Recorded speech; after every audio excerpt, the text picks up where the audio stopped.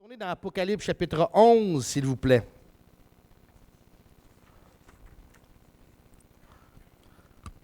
Apocalypse chapitre 11. Mais juste avant de toucher à l'Apocalypse chapitre 11, est-ce que vous avez ça près de vous, dans vos cartables? La deuxième moitié de la grande tribulation. On est dans le dernier droit pour vrai, là, parce que là, on entame la deuxième partie de la grande tribulation. La semaine passée, on a terminé justement le milieu de la grande tribulation. S'il y en a qui n'ont pas de feuilles concernant la deuxième moitié, M. François, est-ce que vous voudriez, s'il vous plaît, lever la main, ceux qui n'ont pas, pas peut-être leur feuille là-dessus. Tout tourne, M. Poulain? Parfait. Donc, levez la main. C'est le tableau. Aujourd'hui, on va toucher... ce qu'on va regarder à l'école du dimanche de ce matin, ça va être les... Si vous avez votre tableau, je ne vais pas long, je vais prendre le mien ici. Bon! Regardez ici en avant. Si vous avez votre tableau, on va regarder ces portions-là ici ce matin. Ça va aller vite parce que les coupes qu'on regarde ce matin, c'est des fléaux, oui, mais vous allez voir qu'il y a il y a des choses spéciales qui entourent justement ces fameuses coupes-là. Merci beaucoup, M. François. Oui. Alors, pour commencer, ce matin, ce qu'on regarde, c'est justement, alors c'est la portion qu'on va regarder ce matin, c'est réellement cette portion-là ici. Et ce qu'on regarde, c'est quand la 7e trompette sonne, c'est justement le 3e jugement de malheur. Parce que vous savez que dans la grande tribulation, il y a 3 reprises, à un moment donné, où les anges ont dit « malheur, malheur à la terre hein. ». Et regardons ce qu'il y en est. Tournez dans Apocalypse chapitre 11, et c'est ce qu'on va voir à l'instant même. Verset 14 d'Apocalypse 11. Alors, ça dit ceci. Le second malheur est passé. Voici le 3e malheur qui viendra bientôt. Or, le 7e ange sonna de la trompette, et de grandes voix se firent entendre dans le ciel, qui disaient « Les royaumes du monde sont soumis à notre Seigneur et à son Christ. Il régnera au siècle des siècles. » Et les 24 anciens qui sont assis sur les trônes devant Dieu se prosternèrent sur leurs faces et adorèrent Dieu, en disant « Nous te rendons grâce, Seigneur Dieu Tout-Puissant, qui est et qui était et qui sera, de ce que tu as pris en main ta grande puissance et de ce que tu es entré dans ton règne. Les nations se sont irritées, mais ta colère est venue. Ainsi que le temps de juger les morts et de récompenser tes serviteurs, les prophètes et les saints, et ceux qui craignent ton nom, petits et grands, et de perdre ceux qui perdent la terre. Et le temple de Dieu s'ouvrit dans le ciel, et l'arche de son alliance parut dans son temple. Et il y eut des éclairs, et des voix, et des tonnerres, et un tremblement de terre, et une grosse grêle. Alors, on en est ici avec la sonnerie, ou plutôt le fait que la 7e trompette sonne. Le jugement de la 7e trompette, ce qu'on vient de lire justement ici, marque un terme aux événements qu'on a vus depuis quelques semaines déjà, hein, les événements qui sont au milieu de la grande tribulation. Parce que la grande tribulation, c'est 7 ans. Mais cette portion-là de 7 ans, on se doit de la diviser en 3 sections. Parce qu'il y a tellement d'événements qui arrivent, qui se succèdent autant au ciel que sur la terre, qu'on est obligé de la séparer en sections comme ça. Alors, les dernières semaines, on s'est consacré réellement à ce qui s'est passé au milieu, après le 3 ans et demi, parce qu'il y a beaucoup d'événements qui sont posés carrément dans le milieu de la grande tribulation.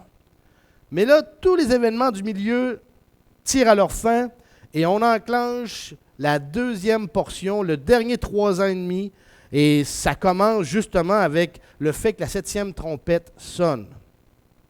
Et quand la 7e trompette sonne, il y a des événements bien précis qui se produisent. En passant, la 7e trompette, elle, annonce le 3e jugement de malheur, comme on l'a lu au verset 14.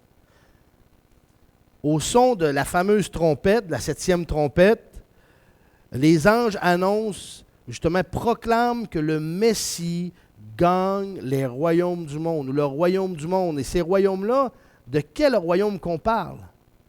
Celles, ou les royaumes plutôt, que l'Antichrist est en train de gouverner. Tout simplement. Alors, comme conséquence du jugement de la 7e trompette, les conséquences du jugement sont les mêmes que celles des couples qu'on s'en vient et qu'on commence, qu'on débute ce matin. Le verset 19, j'aimerais juste vous faire glisser avant d'aller plus loin dans le verset 19. Ça dit, après avoir fait les versets 14, 15, 16, 17, 18 et ainsi de suite, à part le 19 bien entendu, on voit que ce sont des proclamations. Ce sont des choses qui se passent au ciel. Parce que c'est un prélude, le chapitre 11, en passant. C'est un prélude aux événements qui se passent sur la terre, mais ces événements-là se passent au ciel, au chapitre 11 plutôt. Le verset 19, regardez ce qu'il dit. « Et le temple de Dieu s'ouvrit dans le ciel, et l'arche de son alliance parut dans son temple. Il y eut des éclairs et des voix, et des tonnerres, et un tremblement de terre et une grosse grêle. » Le verset 19, c'est merveilleux de voir ici que justement le temple de Dieu, ce n'est pas le temple que sur la terre, mais c'est le temple de Dieu au ciel. L'arche, justement, l'arche qu'on voit également, c'est l'arche originale que Moïse a vue afin de construire l'arche qu'il y avait sur la terre. OK? Et c'est cette arche-là qu'on voit dans le verset 19. Alors, tout se met en place. Tout se prépare. Et comme je vous ai dit, le Apocalypse chapitre 11, c'est réellement le prélude de ce qui se prépare. Parce que, qu'est-ce qu'on a vu dans les dernières semaines, les chapitres 13, 14, même le chapitre 12, on a tout vu ça. Qu'est-ce qui était? C'est ce qui allait se tramer sur la terre avec l'Antichrist, le faux prophète. Je ne recommencerai pas là-dedans parce qu'on les a vus bien comme il faut il y a 3-4 semaines de ça. Mais là, le chapitre 11, si on veut savoir plus loin qu'est-ce qu'il y en est, on se doit d'aller un peu plus loin dans l'Apocalypse. On se doit de se déplacer et aller dans un autre chapitre qu'on appelle le chapitre 15. OK? Tournons pas tout de suite, vous allez voir qu'est-ce qu'il y en est, mais réellement, le chapitre 15 va nous donner plus ample information sur cette fameuse 7e trompette et ce qui se déclare, qu'est-ce qui va se tramer sur la terre par la suite. Là, on va tourner, justement. Et une des choses que j'ai oublié de vous dire par rapport à ça, tournez pas tout au chapitre 15. La 7e trompette nous informe d'une affaire en particulier. Quand la 7e trompette sonne, elle annonce des coupes de douleur, des coupes de la colère de Dieu. Vous vous rappelez, avant les trompettes, quel groupe a été ouvert pour annoncer différents malheurs? Au départ, c'était quoi? Des sceaux. Vous vous rappelez de ça? L'ouverture des 7 sceaux. Et quand les 7 sceaux ont été ouverts, le 7e sceau était pour déclarer qu'il y avait 7 trompettes qui s'en venaient. Et quand les trompettes ont commencé à sonner, il y avait encore une fois des choses qui étaient, à chaque sonnerie de trompette, il y avait des choses qui se dévoilaient, qui se déclaraient justement sur la terre. Puis on a découvert encore une fois, puis si on vient de regarder ce matin, que la 7e trompette annonce aussi autre chose, d'autres malheurs, qui étaient les coupes qui sont encore à venir et qu'on garde ce matin. Maintenant, on va tourner au chapitre 15, et là, Regardons exactement ce qu'il y en est par rapport à ça.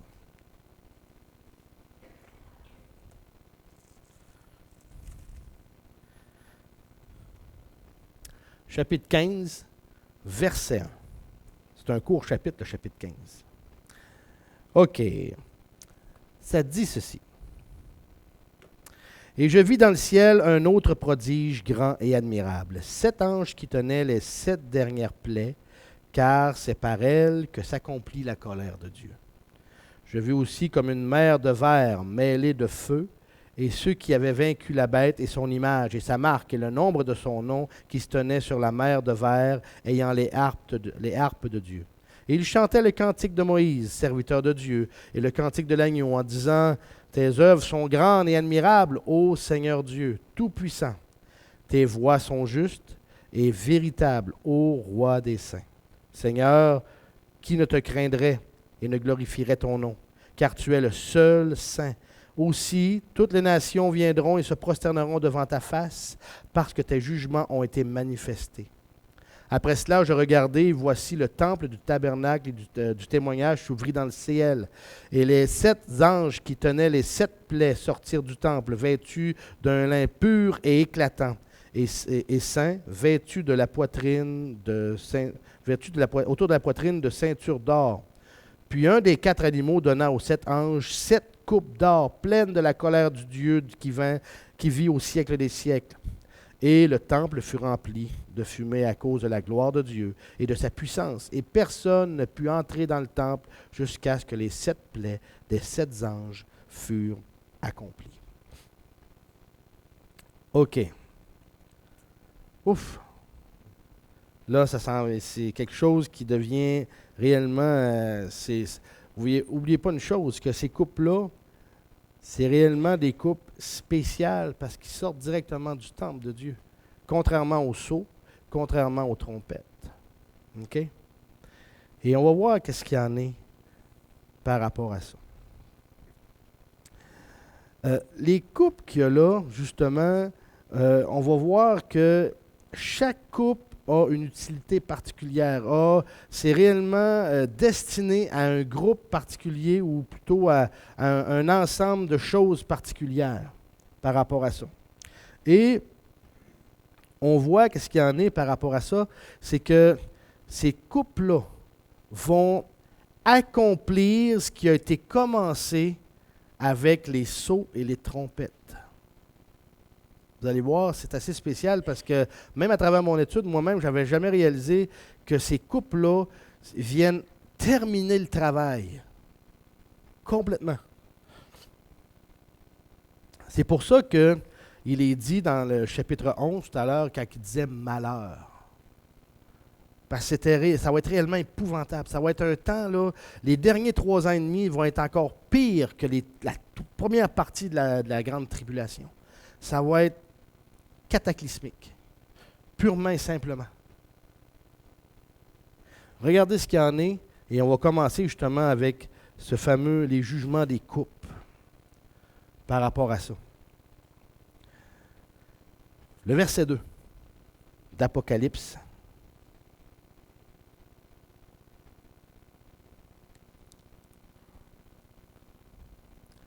Verset 2. Regardez l'Apocalypse 16, s'il vous plaît. Verset 2 d'Apocalypse 16. Ça dit « Et le premier ange s'en alla et versa sa coupe sur la terre. Et les hommes qui avaient la marque de la bête et ceux qui adoraient son image furent frappés d'un ulcère malin et dangereux. » Alors, première des choses qui se passent, la première coupe. Cette première coupe-là affecte seulement les personnes qui ont reçu la marque de la bête. N'oubliez pas une chose, que les personnes qui ont reçu la marque de la bête, c'est sur la main droite ou sur le front, et en même temps, ils doivent porter allégeance à l'Antichrist, l'adorer comme Dieu. C'est ça qui était la problématique de la marque de la bête. C'était réellement les deux choses ensemble.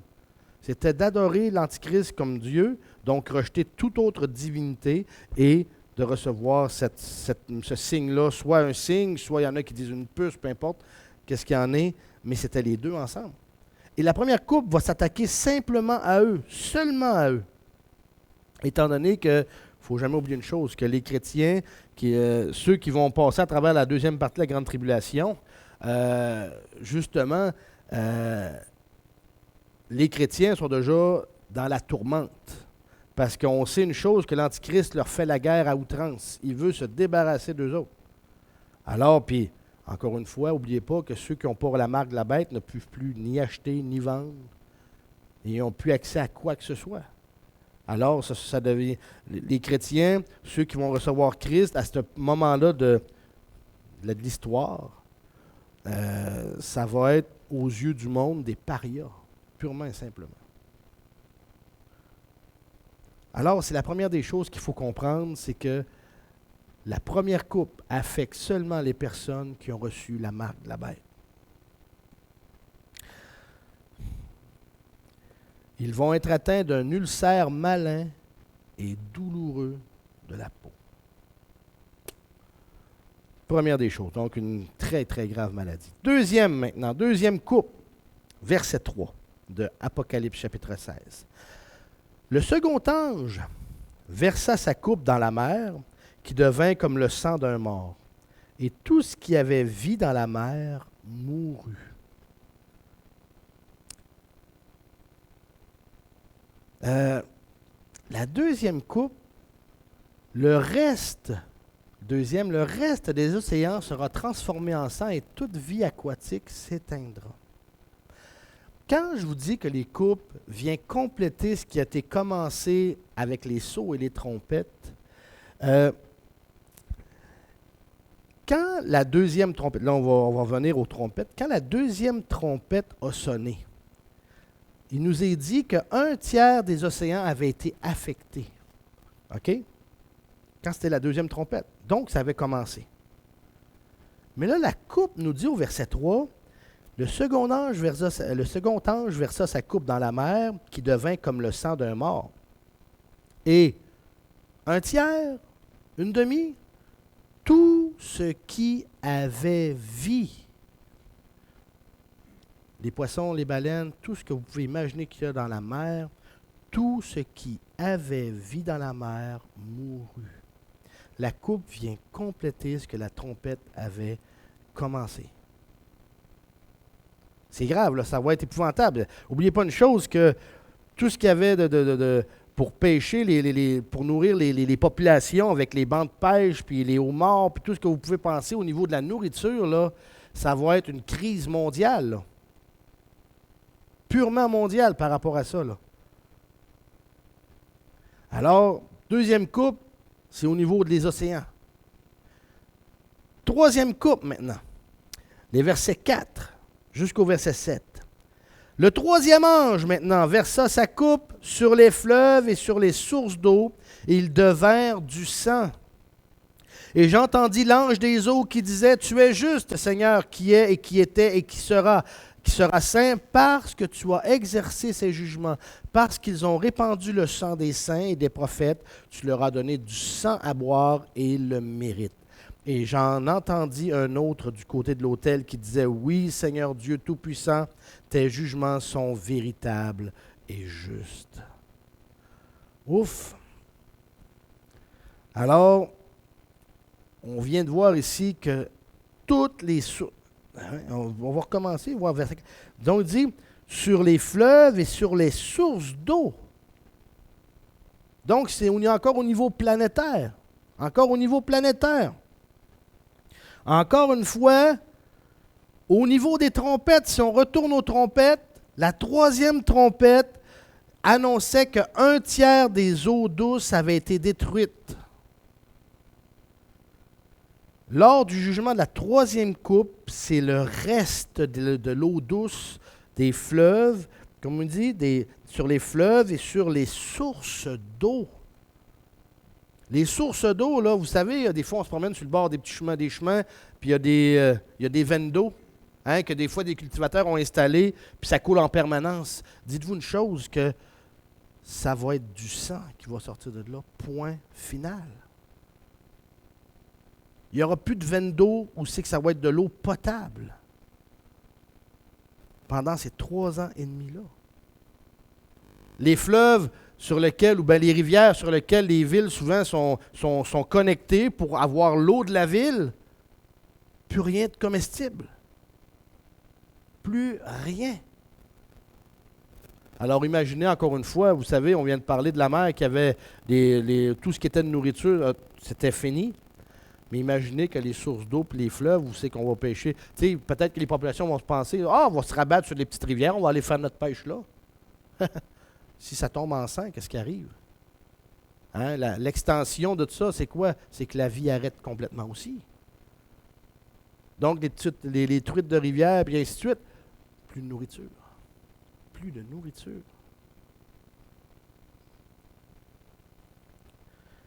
Et Dieu dit, plutôt pas Dieu, mais les anges disent, oui, Seigneur, tu es juste. Comme il dit, tu es juste, Seigneur, qui est et qui était et qui sera saint parce que tu as exercé ces jugements.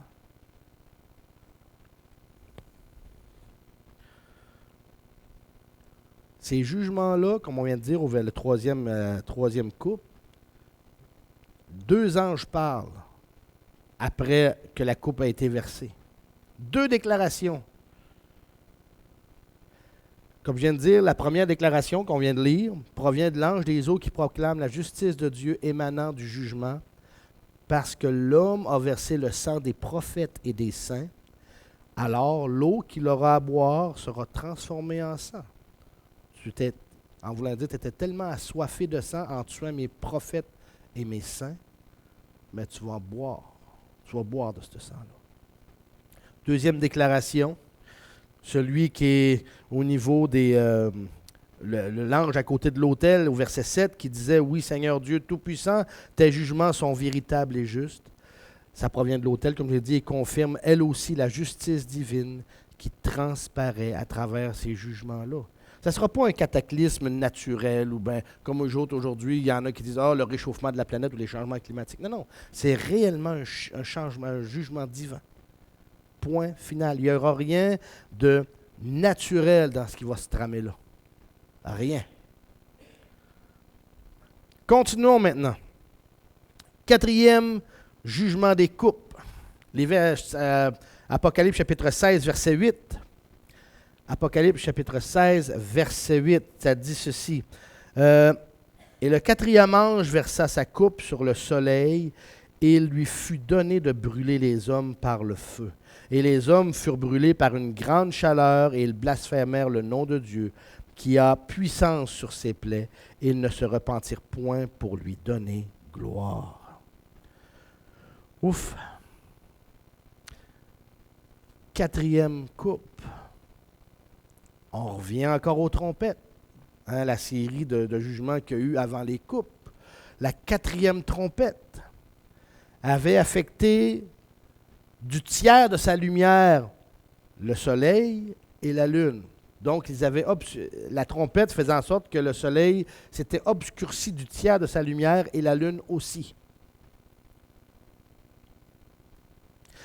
La 4e coupe, le 4e jugement des coupes qu'on vient de lire, là, OK?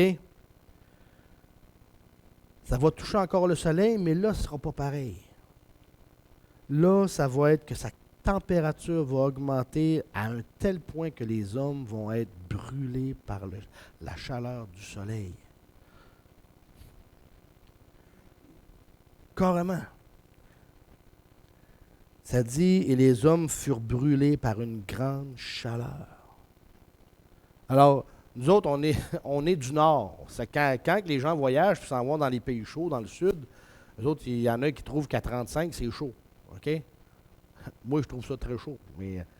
Mais ceux qui restent là à l'année, pour eux autres, c'est une température normale. Mais dites-vous qu'eux autres, ils vont trouver ça chaud. Et la peau va leur brûler. Parce que le soleil va être tellement chaud que ça ne sera pas vivable. Alors imaginez que les autres portions de la Terre, où c'est que même nous autres ici, on va avoir une température anormalement élevée. Et savez-vous quoi, ce qui est encore plus ahurissant par rapport à cette coupe-là? C'est la suite dans le verset 9. Regardez ce qui est dit dans le verset 9, la suite, quand il dit « Et les hommes furent brûlés par une grande chaleur. » Et regardez ce qu'il dit « Et ils blasphémèrent le nom de Dieu, qui a puissance sur ses plaies, et ils ne se repentirent point pour lui donner gloire. » Ce qu'il y a de plus épouvantable, OK? Quand on dit qu'un cœur d'homme est un cœur qui... Quand le cœur de l'homme veut rester fermé à l'Évangile, puis qu'il n'y a rien pour le faire tourner de bord pratiquement, là, on le voit ici. OK? On le voit ici parce que ça nous dit que la 4e coupe, le soleil va devenir d'une chaleur intolérable. Mais en plus de ça, les gens qui vont subir cette chaleur-là vont savoir que c'est divin ce qui se passe. Ils vont savoir que ce n'est pas naturel.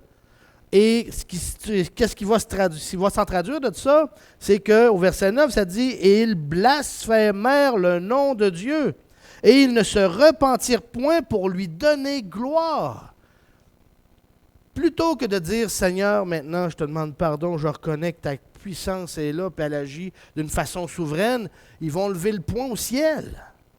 Ces gens-là qui ont entendu les 144 000 témoigner du nom de Dieu, témoigner du salut à travers les premières 3 années et demie, ces gens-là qui ne sont pas ignorants que Dieu est en train de juger la terre, ces gens-là qui ne sont pas ignorants du salut merveilleux de Jésus, du nom de Jésus-Christ. Amen. De ce qu'il a fait à la croix, du fait qu'il a donné sa vie pour nous. Alors, c'est ça qui est ahurissant. La population a décidé quand même de dire non, on ne veut rien savoir de toi, Seigneur. Même si tu es en train de tout virer la planète au grand complet à l'envers, non. Qu'est-ce qu'on fait? Qu'est-ce que le Seigneur peut faire avec des cœurs de même? C'est épouvantable. C'est ça qui me renverse quand je lis ça. Et ils blasphémèrent le nom de Dieu qui a puissance sur ses plaies, et ils ne se repentirent point pour lui donner gloire.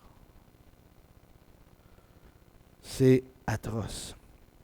Alors la température du soleil augmentera de telle sorte que les hommes en seront brûlés.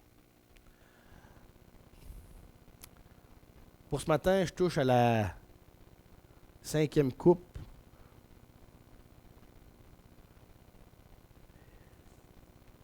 Regardons maintenant la 5e coupe pour ce matin. C'est les versets 10 et verset 11.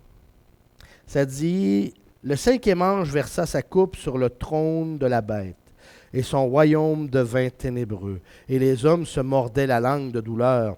Et à cause de leur douleur et de leurs plaies, ils blasphémèrent le Dieu du ciel. Ils ne se repentirent point de leurs œuvres. » Ne se repentirent point de leurs œuvres.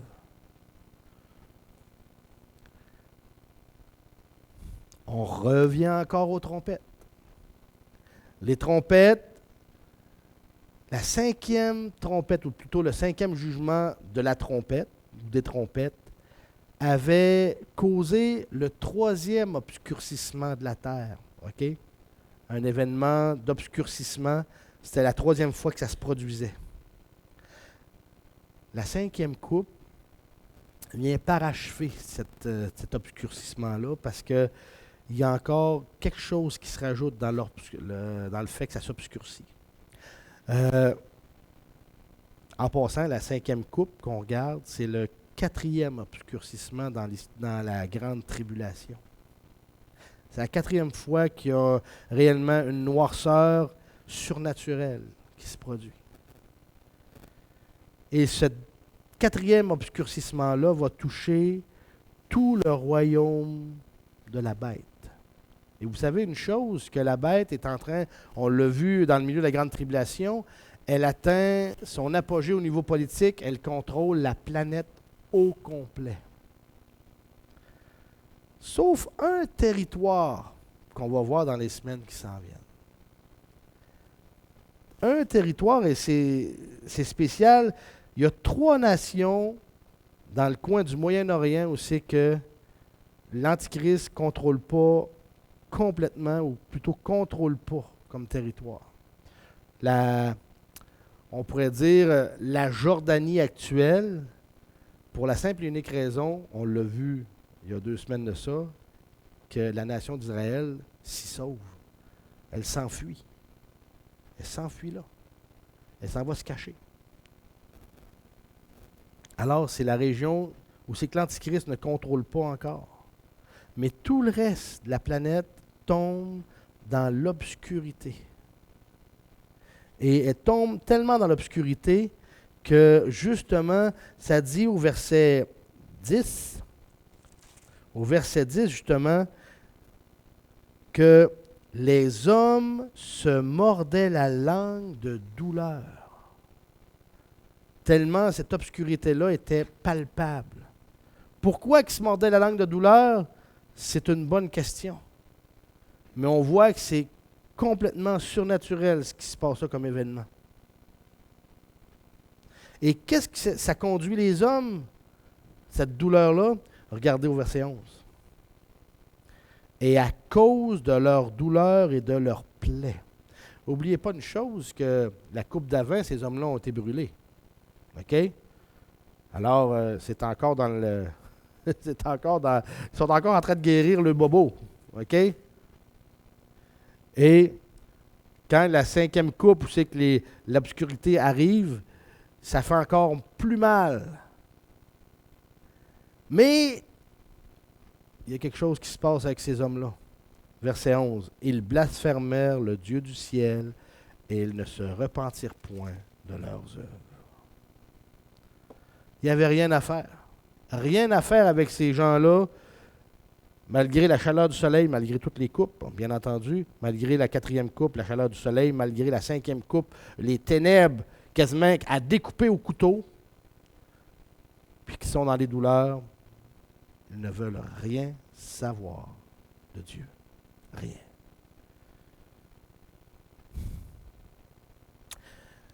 La 6e coupe et la 7e coupe, on se doit de la retenir encore un bout de temps parce que ça va se produire dans le cadre de la campagne de la bataille d'Armageddon. OK? Mais actuellement, les 5 premières vont débarquer une en arrière de l'autre. OK? Et ça va faire en sorte justement que ces coupes-là vont faire leur ravage partout sur la planète. Mais le paroxysme va réellement atteindre son but lorsque l'Antichrist va décider d'anéantir et d'annihiler complètement le peuple juif. Dans sa tentative, bien entendu. Et les 2 dernières coupes vont être à ce moment-là. Mais pour ce matin, on s'arrête ici.